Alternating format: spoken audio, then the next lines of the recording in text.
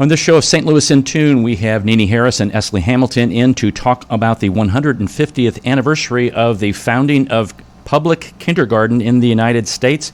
If we have time, we'll do a word of the day and have some humor.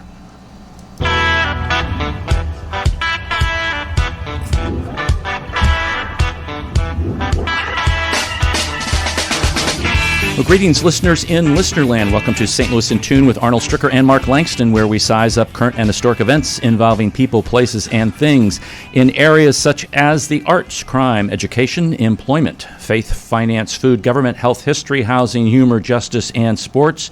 We originate from and connect the gateway city to what is going on regionally, nationally, and internationally. Mark Langston is on assignment today. Our return to civility goes exactly with what our guests are doing. Spend an afternoon at a museum. Whether it's history or science or art, dive deep into something that's completely apart from your job or your typical day. It really will make your day. It's not the Clint Eastwood phrase, but it will make your day in a different way. So spend an afternoon at a museum. We have many museums in the metropolitan St. Louis area, and one of those museums is down in the Carondelet area. It is the home of the Carondelet Historical Society, and Nene Harris, who's an author and historian, she has done 15 books, researched and written them about immigrants in St. Louis, neighborhoods, churches, how the wars played an impact in the St. Louis area.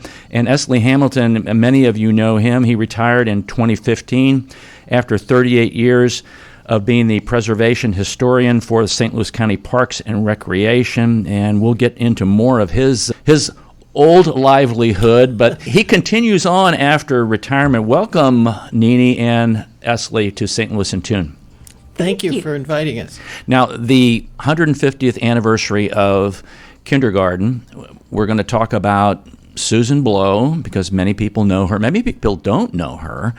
And we're also going to talk about the place where the kindergarten actually took place, which was DePere School, which now houses the Carondelet Historical Society.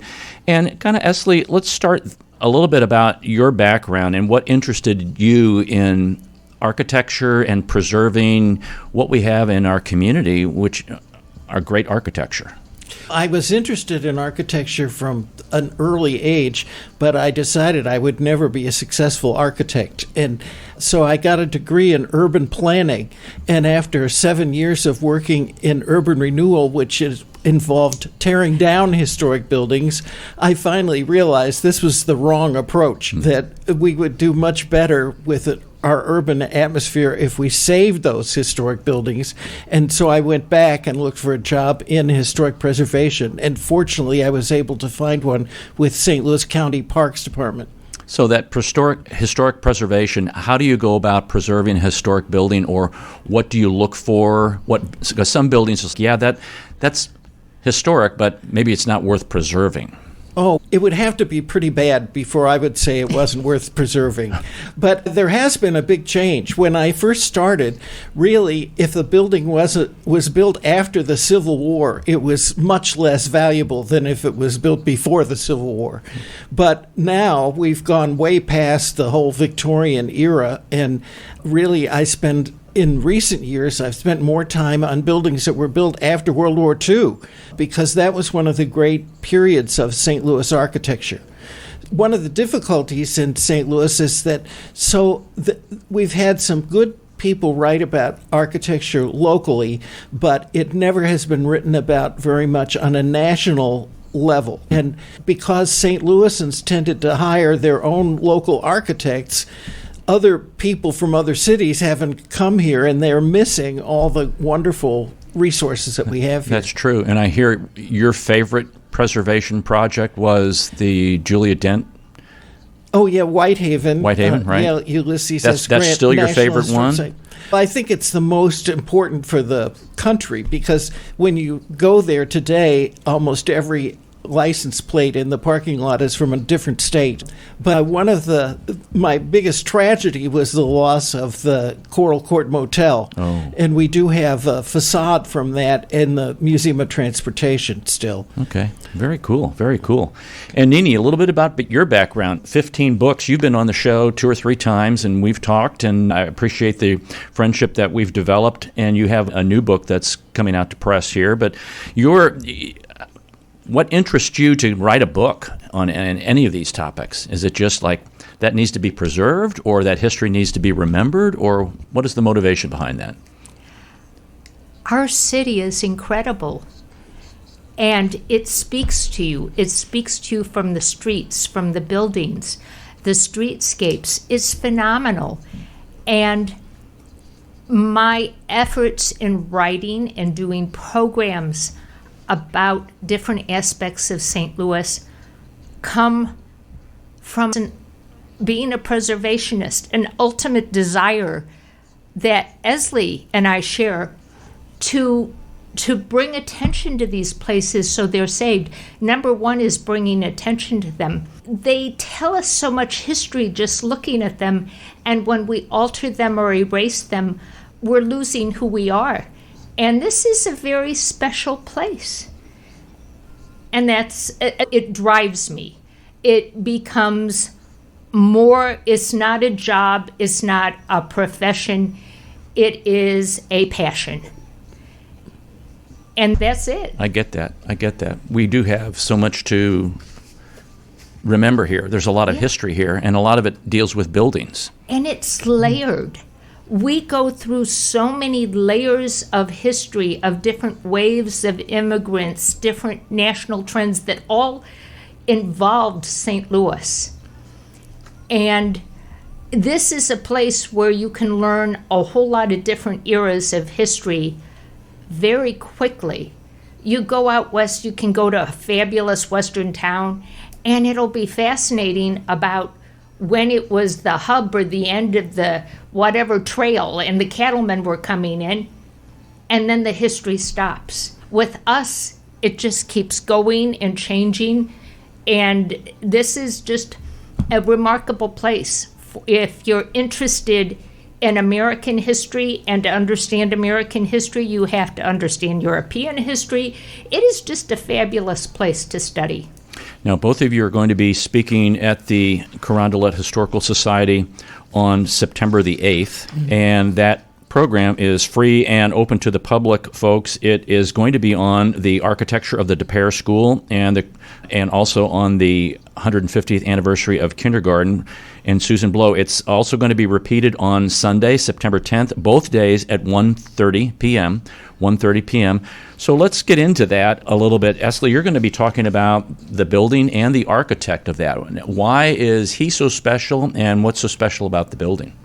His name is known, if it's known at all, because of the building on Laclede's Landing that was restored quite a few years ago now, 40-some years ago. And it had been Pieper Tobacco Company, and they decided to name it Rader Place after the architect. And they called him Frederick Rader. It turns out that his wife called him William, and most of the 19th century records refer to him as William F. Rader. This has confused people's understanding of what he actually built, but we have gotten it worked out. And he was one of the leading architects from the time he arrived here in 1868. He was originally from Germany and trained in Germany, but he had been working on the East Coast since the 1850s. And so he was well trained, and he got some big jobs at the beginning. He did, I would say, almost a dozen public schools in the early 1870s, and he even designed the big building of Washington University, which was then on Washington Avenue between 17th and 18th Street. It was about 4 times bigger than the building they had been using since 1853.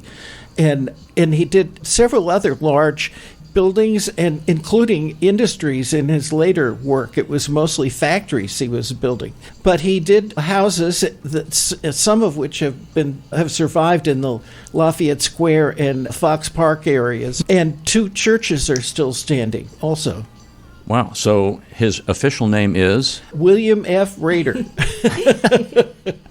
Just want to be sure. Yeah. And those schools, describe those schools a little bit, because people think of a school nowadays. These were completely different. They were. And first of all, they were smaller. The city was quite large in terms of acreage in relation to the population, but we had a very well-funded school district from the 1850s on, which has always been one of St. Louis's great prides and joys up until recently, I would say. And so they decided in the 1870s that they had just annexed Carondelet in 1870. It was an independent town up until then, that they needed to get some schools there. So they built 2 right away. And they built the other schools that he built were in the growing areas on the perimeter of the town, as it was in 1870. And they tended to have not so many classrooms, maybe 4 or 8, but they were very large. The rooms were extremely large, and the ceilings were very high. And so that's one of the big surprises of walking into the Tepper School. When you look at the furniture, these little tiny chairs that were for kindergartners, in relation to the scale of the room, it's quite surprising that they were building on such a scale. And, of course, how the school was doubled in size later in the 19th century, and our historical society has built 2 little bump outs also, including our library and our elevator, which it never had. And this is a 2 or 3-story building? Just 2 stories. 2 stories. But it's high. You always go up steps. And when William B. Idner started designing schools, he even raised the level of the ground in the front of the building, so that would require you to go up steps to get into the building, because they wanted those schools to dominate the scene. Now, do you think that he knew or was familiar with or was friends with James Eads? Because Eads was doing he was working down at the shipyard down there, doing what do I want to say? You know what I'm talking about, the ironclads. He was doing the ironclads. That would have been during the Civil War. Right. He would have been working on the bridge at the time this was built. Okay. Because remember, it started construction in 1968, just when he came over. When Rader got here, and it was dedicated in 1874. Okay. He would have known about it, but I don't know if he was related. We have spectacular iron staircases in the school building, but I think they might have been installed with the addition. Later. Yeah. So it's a wood structure or brick, stone? Brick, all masonry. Okay. And, of course, they were very concerned about fire, even at that time. But in style, it was conservative. It was Italianate.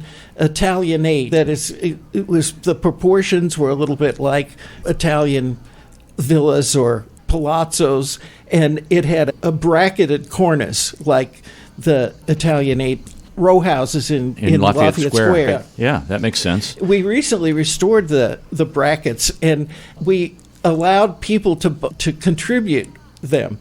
And so we had over 70 people make contributions of 1 bracket each. Oh, wow.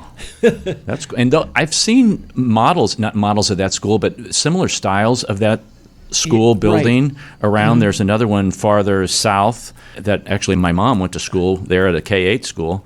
And there's one over off of Van Deventer, a very similar one off of Hampton, very similar. There is the one at the brewery, the old Lion School. Really? Yes. It's part of the brewery complex currently, and that's one of the few remaining of Rader's school buildings. That's the oldest public school surviving in St. Louis, the one on Pestalozzi Street. Okay. And then the one that you mentioned that's down at the south end of Carondelet, the Carondelet School, is 3 stories. So it's more palatial looking than ours, and then ours was 3rd. Okay. So Susan Blow comes onto the scene, but before we get to Nene, this is Arnold Stricker with Mark Langston of St. Louis in Tune. We're talking to Nene Harris and Esley Hamilton about an upcoming program that is going to be celebrating the 150th anniversary of kindergarten, and that will take place at the Carondelet Historical Society on Saturday, September 9th, and Sunday, September 10th at 1:30 p.m. each day. So, Nene, Susan Blow, give folks a little understanding of her, because some people obviously will know her and some people will not. She had interesting grandparents to start with. Yes, she did. Her one grandfather had been a slave owner and owned the slave Dred Scott. Right. The next generation of her family freed him. Worked to get him free through the legal system. Right. And they ultimately emancipated him because they could not get freedom established in the courts. So that was the Blow family. On her mother's side, old Thornton Grimsley was her grandfather, and he lived with them for a long time. He was a saddle maker, and he did very well as a saddle maker. He ended up making the saddles for the U.S. cavalry. Wow. And so out west, years later, they're using Thornton Grimsley saddles, and he became an alderman and was in charge of the Commons, the committee of aldermen who decided what to do with the common lands, and he helped establish Lafayette Park. He was a real character, and Susan, growing up, used to, as his eyesight failed, read him the newspapers. So what an education that would Right. have been for her. She was born in 1843 in St. Louis, and they moved to their country home in Carondelet after the fire of 1849 burned down their city house. And she was the oldest of 9 children and traveled with the family.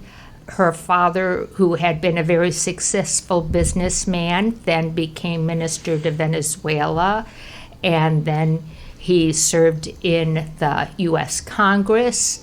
He was appointed ambassador to Brazil, and the whole family lived in Brazil for a while. That was a kind of this family has affected St. Louis to today in so many ways. When her family came back from Brazil, they brought their orchids, and they gave the orchids to Henry Shaw. Wow. And that was the core of the orchid collection at Missouri Botanical Garden. But then the family goes to Europe because her sister managed to marry a Russian count of the same last name as the vodka, Smirnoff. And the whole family goes traveling in Europe, and Susan, who appears to have lost the love of her life, she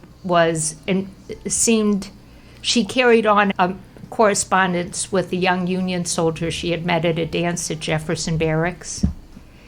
And her father disapproved of the relationship, but then the young man died of his injuries or something to do with serving in the Union Army, whether it was disease or wounds, I can't tell you. But she was a single woman looking for a mission, it appears. And when they're traveling in Europe, she saw kindergarten as Frederick Froebel had started it in Germany. And she took copious notes, and she buys things having to do with kindergarten, like the gifts they used in the kindergarten to help children learn. And kindergarten, what does the word mean but children's garden? And she brings the concepts back to St. Louis. She was a very smart woman and active with the Philosophical Society locally, though she was not officially allowed to join because they didn't allow females. And she met William Torrey Harris, who was a brilliant educator and then superintendent of the young St. Louis public school system. The system actually starts in 1838. Okay. The city is growing in population by leaps and bounds, and they keep building more and more schools, trying to accommodate all these immigrants and the children of immigrants. And they're looking for ways to reach these children. Leslie brought up about building the schools on the fringes of development, and part of that was the city was growing so quickly that the early schools were almost all located in downtown. They were, because that's where St. Louis was leading up to the Civil War. It was mostly downtown. Anyway, she proposes this idea of she'll start a kindergarten and they can train teachers to spread the kindergarten movement here. And she proposes it to her associate in the Philosophical Society, William Torrey Harris, and he supports it. The school, De Pere School, now Carondelet Historical Society, was opening in the fall of 1873, and one of the 4 classrooms was dedicated to this experimental kindergarten. And I've got to say, the surprise for me in doing this research, I've been doing more research for this celebration, and there was one big surprise. I haven't told you about it all, Esley. Here, I'm going to do a drum roll here. Okay, so today we see all this politics around public education and different kinds of education. I thought this was recent. Public education has always been political. Absolutely. Very, yes, political. There was major opposition to the very concept of kindergarten. And that was even after she had started, too. Right. After that first one leading up to it, there was all sorts of opposition. Really? Okay. And one of the undercurrents I have found was, number one, it was German. There were, who won in the Civil War in St. Louis? Germans won. Some saw it as the further, and I'm going to see if I can say this word, Germanization of public education to have kindergarten. And that was one complaint, because it was right out of Germany. The other thing, there were the expense, but they needed this. Children went to work at age 10 or 11 in working class families. 10 or 11 meant they got maybe 3 years of school. They couldn't, William Torrey Harris and the other people dedicated to public education could not figure out how to add more years onto children's school life because they had to help support their families. So kindergarten enabled them to start school earlier and get another year in. It also introduced children to English. My own grandmother, born in 1883, she learned English in St. Louis Public School kindergarten. Can you imagine all these kids going to first grade to learn to read and write and do math in what was then a foreign language to them? Wow. 72% of the school children entering St. Louis Public Schools were entering from families that spoke other languages at home. Some things have not changed. Yeah. No, nothing is new. Yeah. That was but they kept trying to do better. That's what we can take inspiration from. They constantly experimented with how can we reach as many children as we can and improve their quality of life through education and make a stronger nation, too, through education. We want to find out exactly what are some of the details of that kindergarten, and I'll throw a little hints out there. It involves blocks and yarn. So we'll tease the audience with that a little bit, but we're going to come back after our break. This is Arnold Stricker with Mark Langston of St. Louis in Tune. We're talking to Nene Harris and Esley Hamilton about the 150th anniversary of kindergarten. We'll be right back.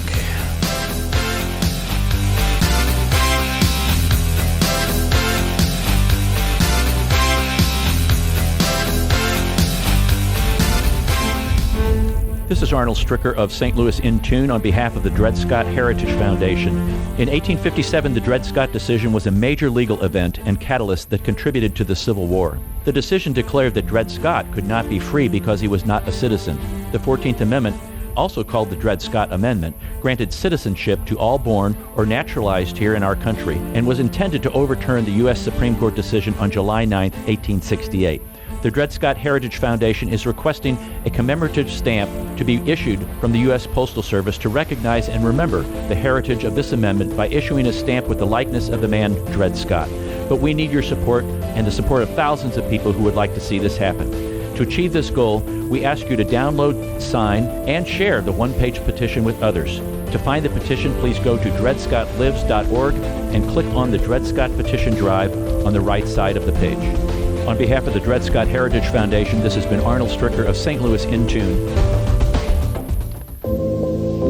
At St. Louis in Tune, we strive to bring you informative, useful, and reflective stories, as well as interviews about current and historic issues and events that involve people, places, and things.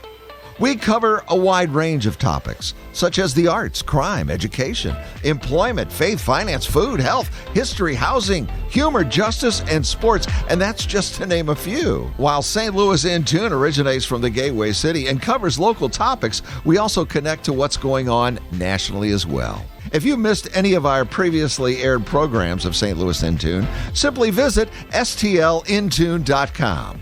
That's stlintune.com. There you'll find the show notes and everything that was mentioned in that episode and all the other great episodes as well. And if you've got an area that you'd like us to examine deeper, well, just let us know by dropping us a note at stlintune@gmail.com. That's stlintune@gmail.com. St. Louis in Tune.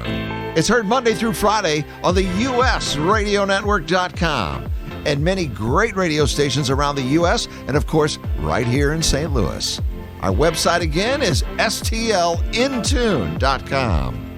Visit us today. That's stlintune.com.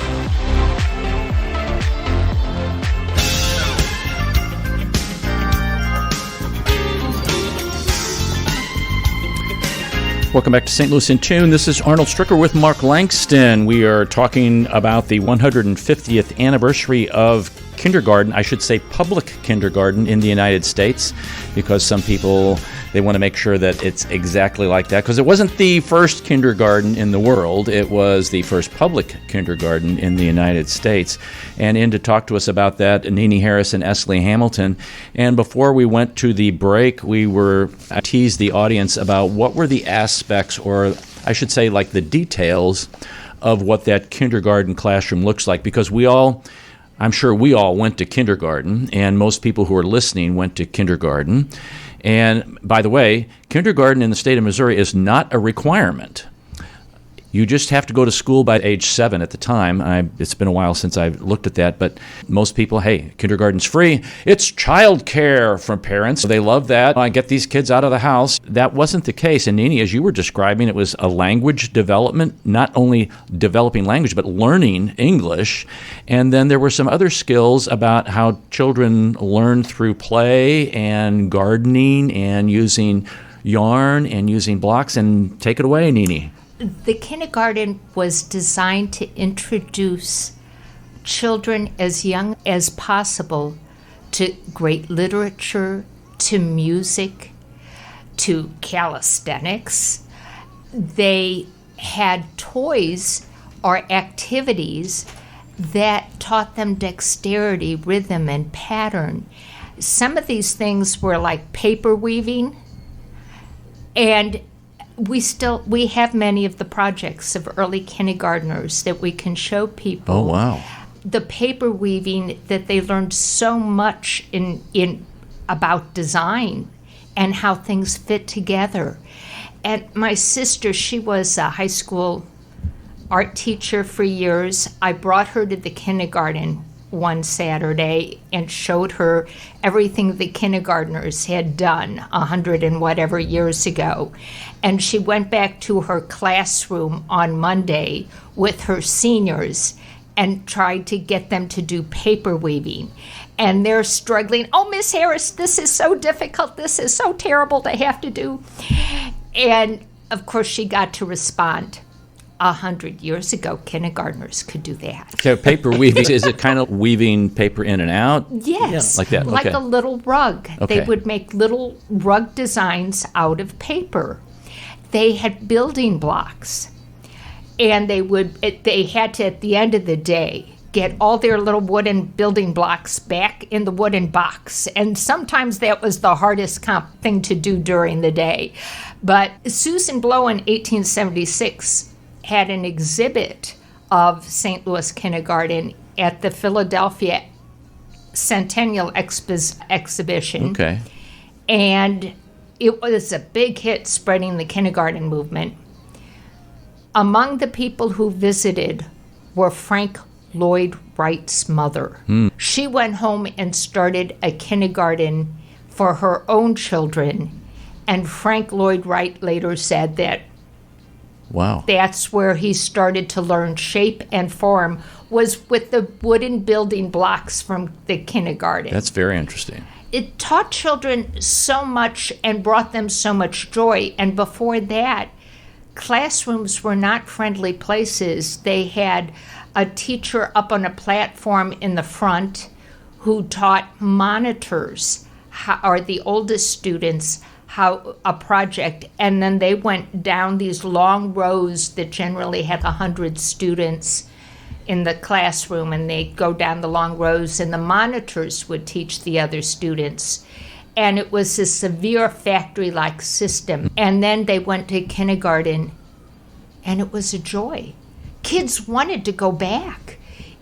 Even though there had been so much apprehension about it, they found kids enjoyed it. Interesting. Esley, what were you going to say? The other thing about the working with blocks and paper weaving is that it developed motor skills and the hand dexterity. And it's possible that those high school kids had never learned to use their hands in that way. I bet you're right, Esley. Yeah. And you're not going to use it at a computer. You're not going Right. to learn those skills. And those Yeah. blocks, they had to go back into a block box, correct? Right. So we're talking about spatial awareness. And Absolutely. I can understand why Frank Lloyd Wright he really had you have to have that kind of thing and develop that and work that. Now, that classroom, Esley, I've been an educator for a long time, and people, they've been to kindergarten, so they know what it's like. There's usually tables and chairs and a lot of color and things. What was this room like? What does it look like down at the Historical Society in Carondelet? As I mentioned, it's huge.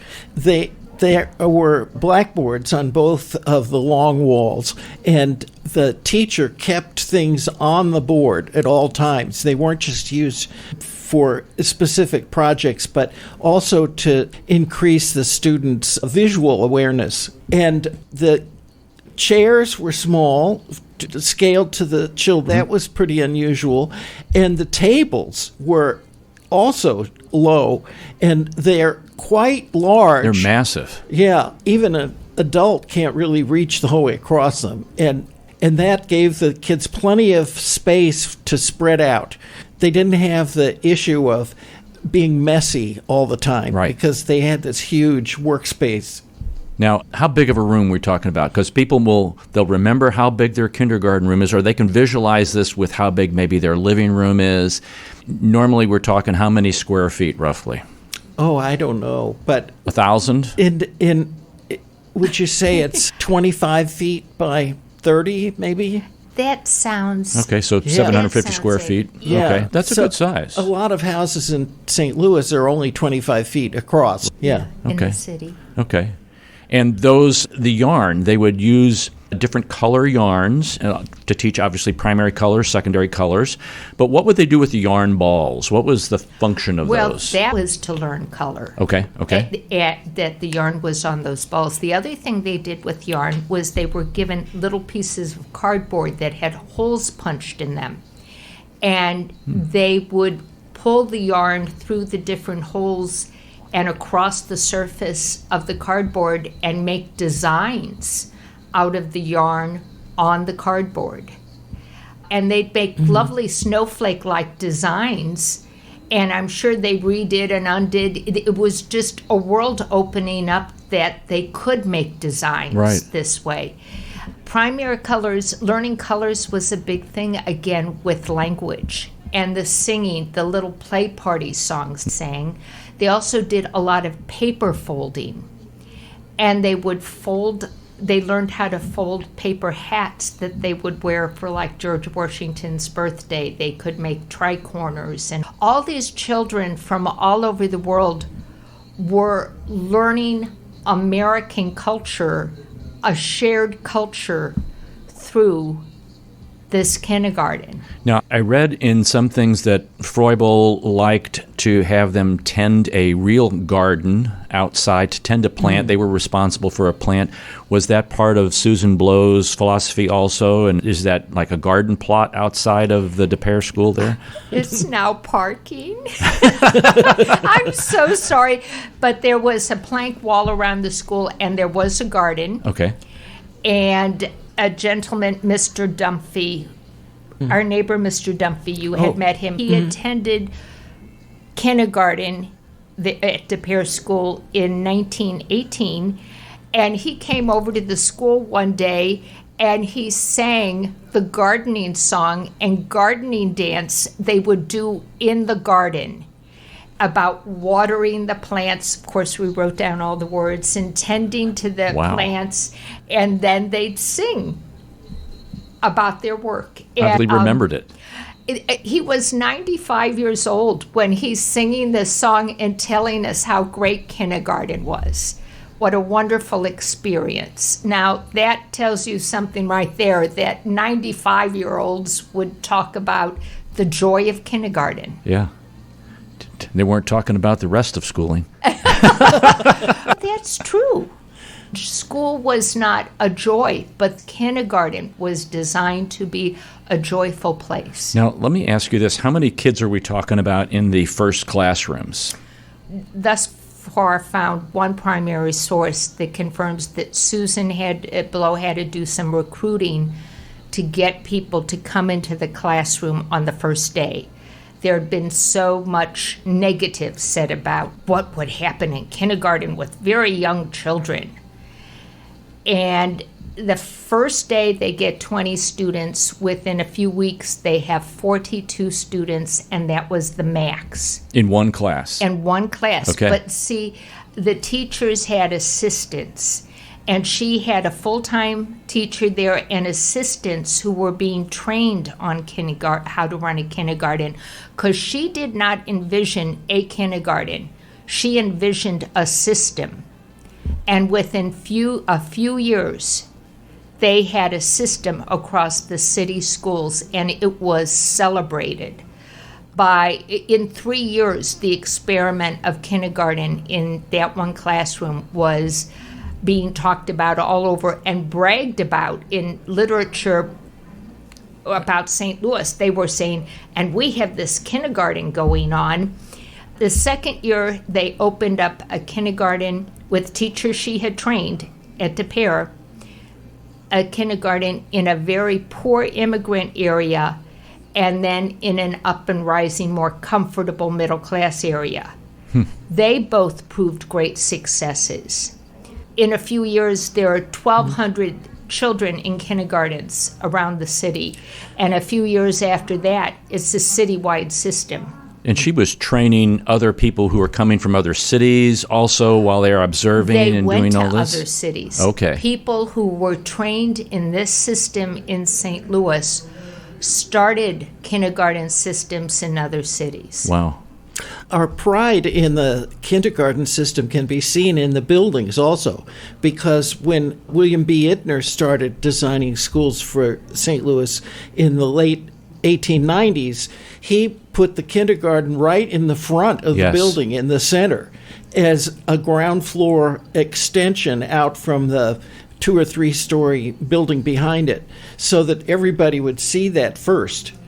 And I remember I grew up and went to kindergarten in a William B. Ittner building in University City, which you live in University Yes, City, that's Jackson Park, matter of fact. And the room was twice as large as a regular classroom, or 1.5 times larger, and some had fireplaces in them, and there were just little alcoves, little bump outs. It was again, tall ceilings, but it was a very inviting environment. Just the building itself, not necessarily what the materials were or what the teacher was doing there, but that was very good too. I've got to brag. I went to St. Louis Public Grade School, and we had a phenomenal education. By 8th grade, we were supposed to be competent to take care of ourselves in the world. Right. It taught self-reliance, but we left with that joy of learning, and it was just great. And at our school, this is the same as Susan Blow's kindergarten. In her kindergarten, there were very poor children and children that came from well-to-do background. One of the things she bragged about after the first year was class distinctions were erased in kindergarten. Now, I know at my school, a few years before me, the children had graduated by the time I was aware. They had lived in the last of the Hooverville down by the river. They were still living in a shack. Their parents had never gotten out of a shack that was built along the river during the Great Depression. Their parents had been raised in it. They were raising their children there, and those children were going to school with the children of Belle Reve Boulevard. And when you were at school, you did not know it. Right. I went to several children who I found out in summertime they were not allowed to wear shoes in summer because they had to save their shoes for the cold weather in the school year. But St. Louis Public had a marvelous success at treating everyone as just young people who were here to learn and help us from wherever to our greatest potential. It was a phenomenal experiment. They did many other things besides kindergartens that were first, and they were extraordinary in serving the African American community immediately after the Civil War. As soon as education, and this was the problem with the state of Missouri, had outlawed education for African Americans. Right. As soon as the Civil War is over, this system is opening up schools for African Americans. Think what a leap forward that was. It was just a phenomenal story that we can model things after today. Right. The successes they had, whatever we're facing today, it's nothing compared with what the school system was facing in the 1870s. Right. Now, Esley, what I'd like for you to do is I'm going to prompt you here so I can get you thinking, and Nini also. I want you to do a 30-second or what I call an elevator commercial of why people need to come to hear you guys talk about the 150th anniversary of kindergarten. And folks, while they're thinking about that, I'll let you know that's going to take place Saturday, September 9th and Sunday, September 10th, both days at 1:30 p.m. And both Nini and Esley will speak about the architecture of the DePere School, now the Carondelet Historical Society, and they'll also talk about the beginning of the kindergarten movement in St. Louis, which was actually founded by Susan Blow, and it's the first public kindergarten in the United States of America. Okay, Esley, you're up. Since I live in University City, I have already a pretty good knowledge of how little people in other parts of the St. Louis area know about Carondelet, period. And we need to remember that Carondelet was an independent city up until 1870, founded only 3 years after St. Louis. And so there's a very rich history down there. And we actually have more really early buildings in Carondelet than we have left in the other parts of St. Louis now. And it still is a great place to live and work, and people should know that we have this resource there. And especially the Historical Society is the largest historical society in the region. Wow. Not just in the city of St. Louis. And the fact that it has, up until last year, was run without any paid staff whatsoever is really a remarkable achievement. It shows what community groups can accomplish just with volunteer efforts. And that Historical Society and the Des Peres School is 6303 Michigan Avenue, 6303 Michigan Avenue, 63111. And if you want some more information, it's carondelethistory.org. And I'm going to spell Carondelet for you folks out there. Yeah. It's Carondelet. It should be Carondelet. Hey, we do things different here in St. Louis. Gravois. Yeah. We're not going to go down that road. Nini, you're up now. You left me speechless, Esley. The Susan Blow kindergarten classroom has been restored to exactly how it looked in 1873. We had photos of the classroom. We had written descriptions that even had the heights of the tables and the benches, and we have recreated what children experienced in that first kindergarten. And so that alone is worth coming to see us, and it is all documented. We have documentation for everything. That's why you need to come join us, and we're going to do the program. Part of the program will actually be in the original kindergarten classroom. Oh, cool. You're going to sit around the classroom for part of the program. Not at those small chairs and small tables. We're bringing in big chairs. Yeah. Okay. Yeah, some people's knees might suffer otherwise. No doubt. So I want to remind folks, September 9th and September 10th. That's a Saturday and Sunday at 1:30 p.m. at the Carondelet Historical Society. That's the old Des Peres School. You'll see the 150th anniversary of kindergarten and a Susan Blow display, I would say lecture discussion by Esley Hamilton and Nini Harris there. So a great program. Looking forward to that. I'm glad you guys decided to come in today, and thanks very much for talking to us. Thank you. It's been a pleasure. Thank you. Thank you. I want to go out a little bit. Want to give you our word of the day, folks. It's vagary. Vagary. An unexpected and inexplicable change in a situation or in someone's behavior. An unexpected or inexplicable change in a situation or someone's behavior. So you guys know we try to help educate the populace here, the listeners, and give them a word that they can utilize during the day. So maybe you went in to talk to your boss and you saw how do I want to say this? Your boss displayed a vagary understanding of where you were the day before at work. Do we have to do this? Do we have to figure out how to make that word apply something during our talks on those days? Oh, wow, that's a great thing. How about if you do that right now? Oh, my. Wait, now, vagary, would that be a noun or? It is a noun, right. So I could say the opposition to the very concept of kindergarten was a vagary? It doesn't sound quite right.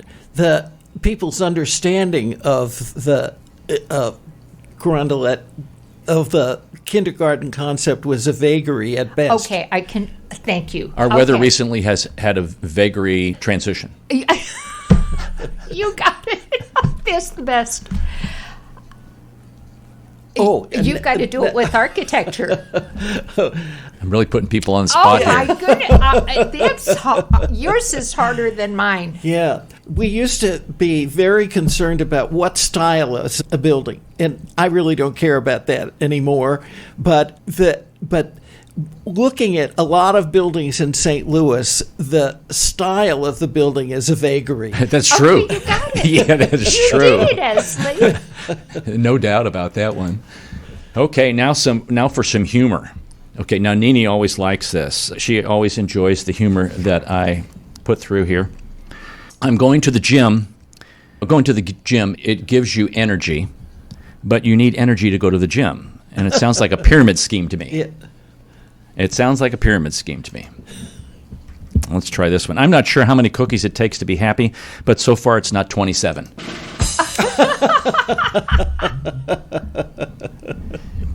It should be in dozens. That's correct.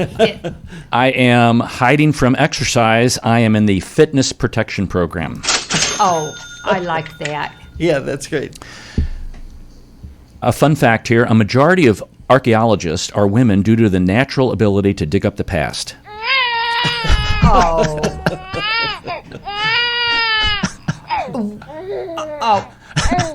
We don't dig up the past. It is with us. Yeah. Now, I said this to my friend, so it's me. I'm still tired from all that CrossFit this morning, the friend. It's pronounced croissant, and you ate 4 of them.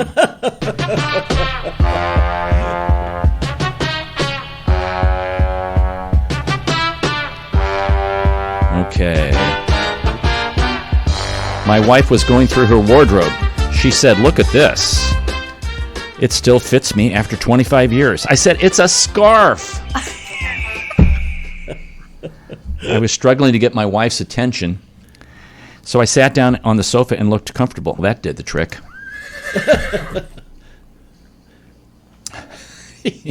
Boss. This is the boss and the employee. Boss says, "Do you believe in life after death?" Employee, "Certainly not. There's no proof of it." Boss, "Well, there is now. After you left early yesterday to go to your uncle's funeral, he came here looking for you." The related joke is, how many grandmothers' funerals can you have? Yeah. I worked with someone who forgot she had already attended her grandmother's funeral. Okay, so this was actually teachers give these tests, and this is the answers that were given to the test, okay? So in which battle did Napoleon die? And the kid answered, his last one. Where was the Declaration of Independence signed? At the bottom of the page. Yeah. The Ravi River flows in which state? Liquid state. What is the main reason for divorce? Marriage. The kid got an F, but the teacher put A+ for creativity. Yeah, I agree. These are great.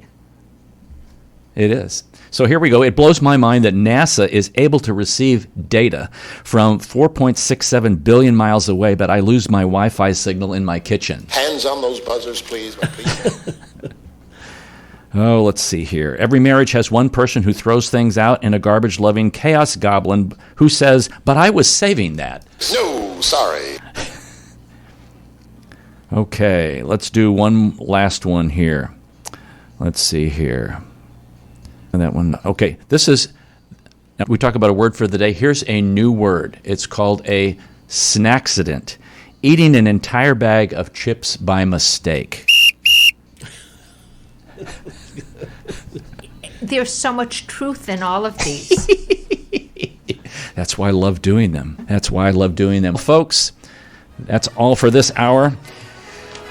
Don't forget, when the Martians invade, there's only one race, the human race, and every one of us have different characteristics and is uniquely valuable. St. Louis in Tune is a production of Motif Media Group and the U.S. Radio Network. For St. Louis in Tune, co-host Mark Langston, I'm Arnold Stricker. Remember to walk worthy and let your light shine.